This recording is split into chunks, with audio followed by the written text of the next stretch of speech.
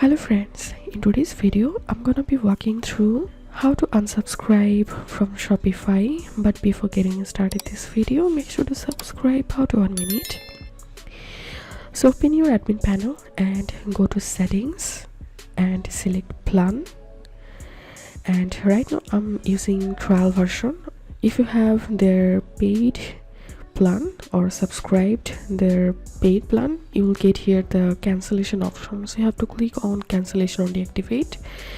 You have to select the reason why you are unsubscribing Shopify. You have to enter here your Shopify login password and then click on deactivate now or cancel plan or unsubscribe. Then your Shopify will be unsubscribed.